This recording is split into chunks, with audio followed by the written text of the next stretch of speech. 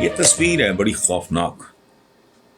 ایک باٹ ہے وہ جو تکڑی میں نہیں ڈالتے, اور میں اکثر کہتا ہوں کہ مجھے پورے شہر میں گھوم کے دکھاؤ. جب لوگ غلطیاں جھاڑتے ہیں, یہ ہے وہ ہے, آپ مایوسی پھیلاتے ہیں, اس طرح کی باتیں کرتے ہو, تو میں کہتا ہوں آؤ میرے ساتھ بیٹھ جاؤ گاڑی میں. تمہاری پسند کا بازار, تمہاری پسند کی کمیونٹی, تمہارے پسند کے دکاندار میرے پاس اوریجنل پڑے ہیں, آ کے چیک کر لو جا کے بازار میں. کسی کا باٹ درست نہیں, کوئی گرامیج کا رولا, وہی ناپ تول. تو یہ حضور کا ایک سورہ ہے, اس کا ترجمہ ہے کہ ناپ تول پورا کرو اور صحیح کرو. تو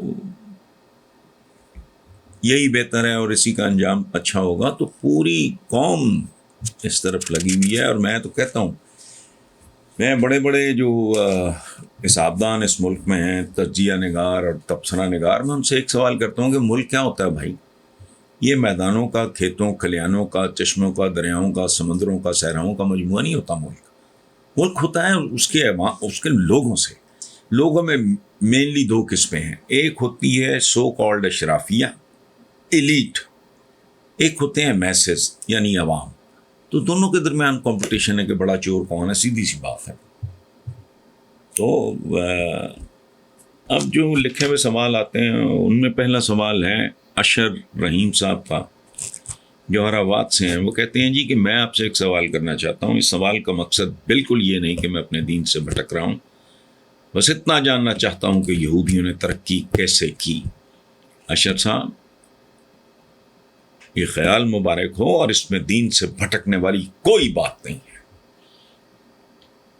مسلمان کی تو پہچان ہی یہ ہے کہ وہ تفکر تدبر کرتا ہے, وہ غور و فکر کرتا ہے.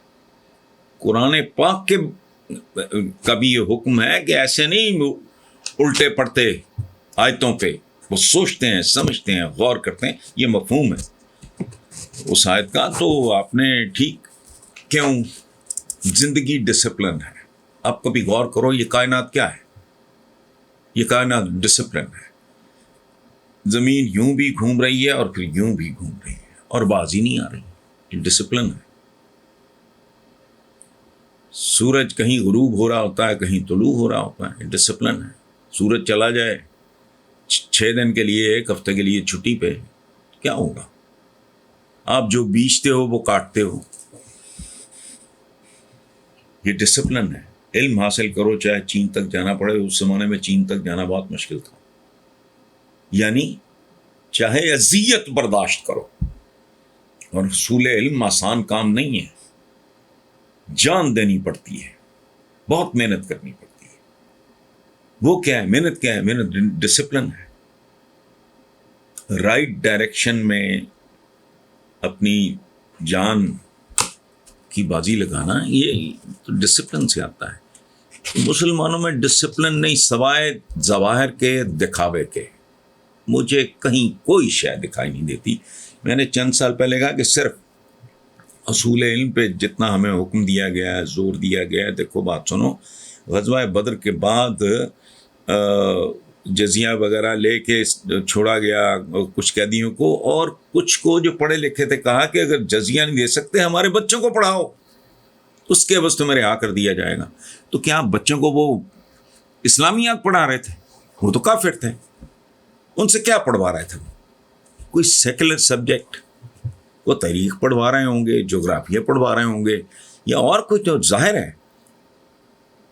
نان مسلم کافر قیدیوں سے یہ کہنا کہ تم ہمارے بچوں کو پڑھا دو, ان کو کوئی اعداد و شمار سکھا رہے ہوں گے, کو حساب, کو میتھمیٹکس, کو جیومیٹری, کو الجبرا, یا جو بھی ہے, کو سیکولر علم ہوگا نا. غزوہ بدر کے بعد یہ بات بچہ بچہ جانتا ہے کہ جو نہیں دے سکتے تھے جزیہ یا جرمانہ, جو بھی آپ آج کے لغت میں لفظ ہیں, تو یہ پڑھے لکھے قیدیوں کو یہ آفر کیوں کی گئی کہ ہمارے ایکس نمبر آف چلڈرن کو پڑھا دو, اس کے بس تمہیں رہائی مل جائے. کیا پڑھوا رہے تھے؟ دینیات؟ نہیں. یہ یہودیوں نے وہ کچھ کیا. اٹھا کے دیکھ لو پچھلے 150 سال کی تاریخ.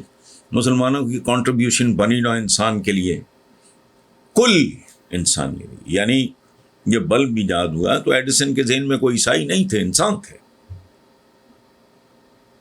جب وہ کیا رائٹ بردرز نے جب جہاز کے لیے پہلا تجربہ کیا، اس کے ذہن میں تو کار بنانے والے کے ذہن میں کار تھی، وہ کوئی اسلامیات، دینیات یا انجیل یہ نہیں، یہ تو نہیں تھا. یہ بنی نوع انسان کے لیے. جب کوئی بندہ لائف سیونگ ڈرگ بناتا ہے، جب کوئی بندہ یہ ٹیکنالوجی کہہ لو، جو میں تو جاہل آدمی ہوں کہ بھی لیور بھی ٹرانسپلانٹ ہو سکتا ہے، دل بھی تبدیل ہو سکتا ہے، تو اس کے ذہن میں یہ تو نہیں ہوتا کہ میں نے صرف اگر وہ عیسائی ہے تو عیسائیوں کے دل تبدیل ہوں گے جی، ان کو کوئی نہیں. بنی نوع انسان کی فلاح و بہبود ایسے لوگوں کے ذہن میں ہوتی ہے جن کے ذہن میں لالچ، بغض، حسد، گھٹیا پن ہو، تعصب ہو، انتہا پسندی ہو. اللہ ان ذہنوں میں پاکیزہ خیال ڈالتا ہی نہیں. اٹھا کے دیکھ لیں یہودیوں کی بنی نوع انسان کے لیے کنٹریبیوشن کیا ہے. کچھ بھی نہیں. نیٹ پہ بیٹھ جائیں. میں تو نیٹ نہیں دیکھتا، نہ مجھے دیکھنا آتا ہے. اب بیٹھ جاؤ، پتہ کر لیں پچھلے 50 سال میں کتنے لوگوں کو نوبل پرائز ملے. دنیا کی ہر امپورٹنٹ ایجاد کے پیچھے کون ہے؟ میجورٹی کن کی ہے؟ اور تعداد میں وہ ہمارے لاہور شہر جتنے بھی نہیں ہیں. وہ اور یاد رکھیں، یہ علم و ہنر کی تلاش، یہ دراصل رب العالمین کی تلاش ہے.